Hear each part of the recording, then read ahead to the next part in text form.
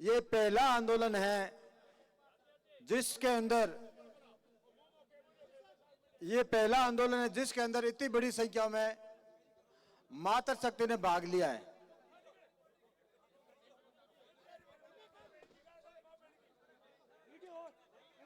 आप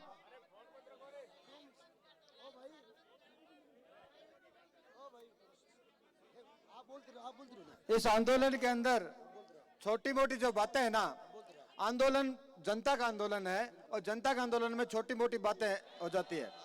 मैं आपसे ये कहना चाहता हूं कि ये जो आपका आंदोलन है, ये हमारा ये आंदोलन विश्व का एकमात्र ऐसा आंदोलन है जहां पर अगर हम इस समाज की, हमारी पेड़ की आवाज को पूरे विश्व के अंदर पहुंचा सकते हैं।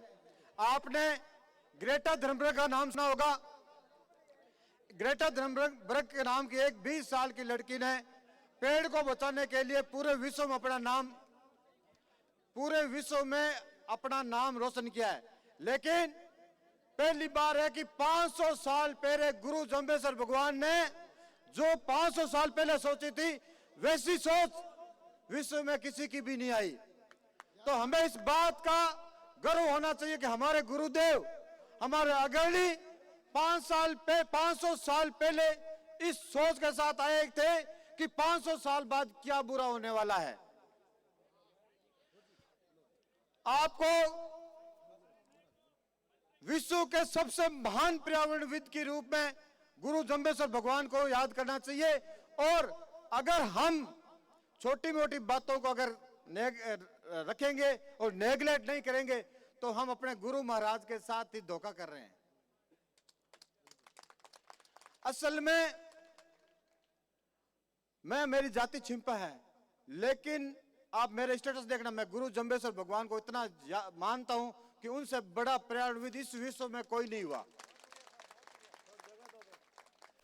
गुरु जम्बेश्वर भगवान जिन्होंने 500 साल पहले सोच लिया, और उनकी पढ़ाई क्या थी? उस वक्त तो एजुकेशन कुछ भी नहीं थी। टिब्बों के अंदर बैठ के, समराथल टिब्बों में बैठ के उनकी सोच कितनी अग्रेसिव थी। इतनी अग्रेसिव सोच दुनिया में नहीं मिलती। और हम किसी ने अगुवाई कर दी है, किसी ने ये कर दिया, ऐसी छोटी मोटी बातों को पूरा हाईलाइट करके बैठ जाएंगे ना, हमारा आंदोलन कमजोर हो जाएगा। आपको बताऊं, बिश्नोई समाज के इस आंदोलन को विश्व के कोने कोने तक पहुंचाने की नियत है हम लोगों में, आप लोगों में। कैसे? आपका जो अनुभव है ना, 3 दिन का हम लोग देख रहे हैं, दुनिया देख रही है। हमें इस बात की खुशी का आप आंदोलन की अगुवाई कर रहे हो, लेकिन हमें इस बात की दुख भी है, दर्द भी है कि आप छोटी मोटी बातों को एक दूसरे को आरोप प्रत्यारोप कर रहे हो। ये आरोप प्रत्यारोप का समय नहीं है, ये दिल बड़ा रखने का समय है। आपका दिल बड़ा होगा तो ही हम आंदोलन जीत पाएंगे। ये पहला आंदोलन है। मंदिर के लिए तो संत धरने पे बैठे हैं, बहुत सारे मंदिर आंदोलन चले, क्योंकि मंदिर से सबका स्वार्थ, इनका संतों का भी स्वार्थ हो सकता है। लेकिन खेजड़ी के लिए धरने पर बैठने वाले संत हिंदुस्तान में पहली बार ही है। देखो, संतों ने कभी आंदोलन नहीं किया। संतों ने अब मैं वकील हूं, लेकिन मेरे को मूंगफली बेचनी नहीं आती ना। मूंगफली बेचने वाला ज्यादा अच्छी तरह से बेच सकता है। संतों ने आंदोलन नहीं किया, तो जब जिसने आंदोलन नहीं किया, गलतियां हो सकती है, तो उस गलतियों को सुधारेगा कौन? हम। देखो, मैंने ये नोट किया था कल, राजा होता है ना, राजा कभी युद्ध लड़ने के लिए नहीं जाता, किसी अगुवाई में जाती है, सेनापति को आगे करती है और युद्ध सेना लड़ती है। हम सब सेना हैं, 2-4 हमारे सेनापति हैं, और सेनापति राजा को फीडबैक देता है, फिर राजा निर्णय करते हैं। लेकिन अगर राजा खुद युद्ध लड़ने चले जाए तो राजा को गाजर मूली की तरह काट दिया जाता है, क्योंकि अब जो राजा बन रहे लोग हैं ना, वो अलग टाइप के राजा बन गए। अलग टाइप के कैसे? अपन इतिहास को पढ़ते हैं, कोई भी मूवमेंट को, कोई भी कदम को उठाने से पहले अपने को पीछे वाला इतिहास पढ़ना पड़ता है। पहले जब राज तिलक होता था, राजकुमार बनाते थे, क्या करते थे पता है?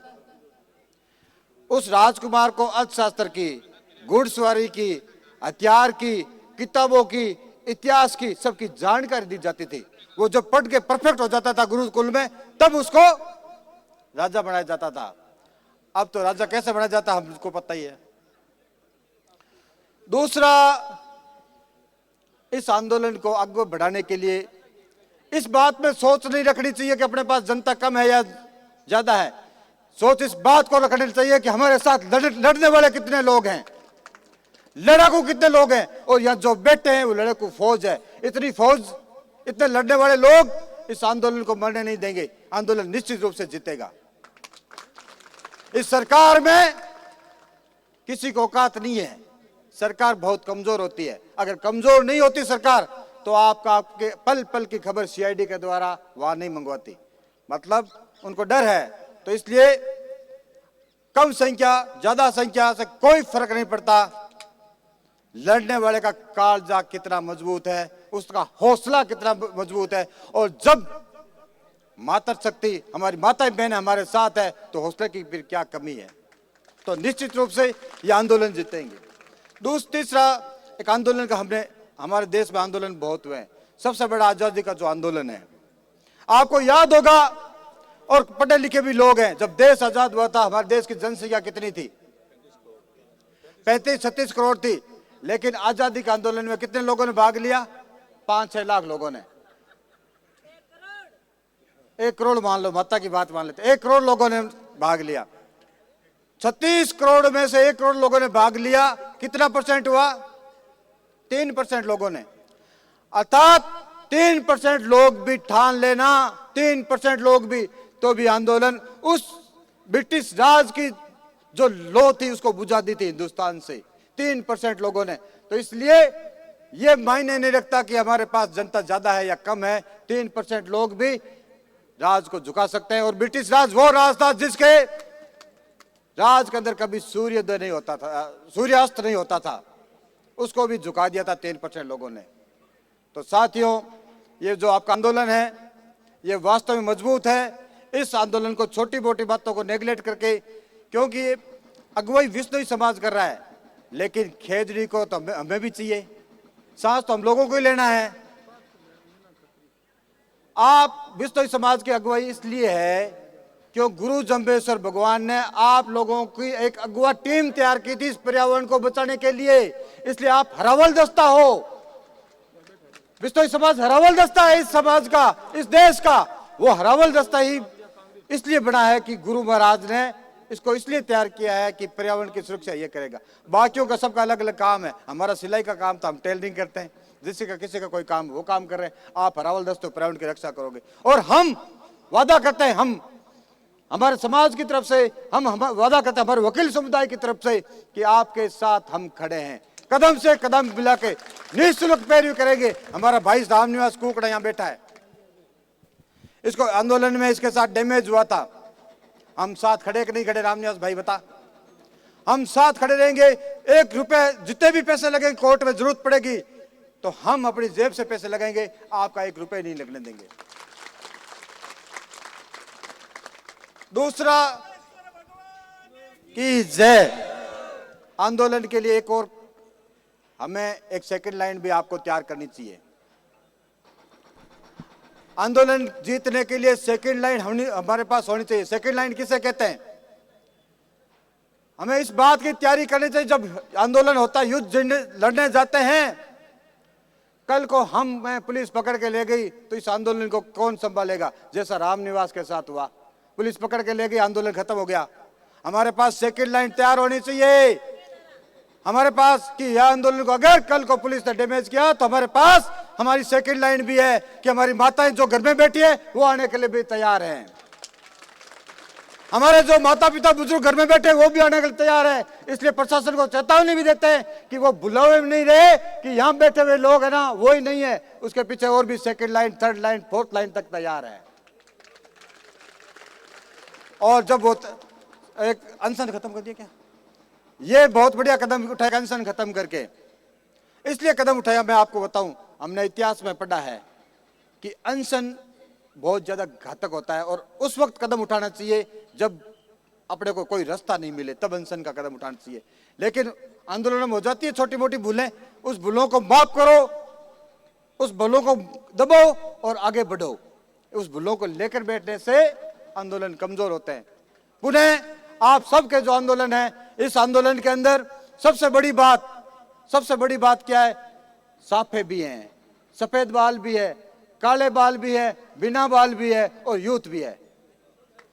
सारे आंदोलन है, ऐसा अलबेला आंदोलन। इस आंदोलन को आगे बढ़ाना है। विश्व के अंदर, विश्व का 192 देशों में गुरु जम्बेश्वर भगवान का नाम पहुंचे, ऐसी अपने को कीर्तिमान, ऐसी प्रतिभा, ऐसा अपने को कार्य स्थापित करना है।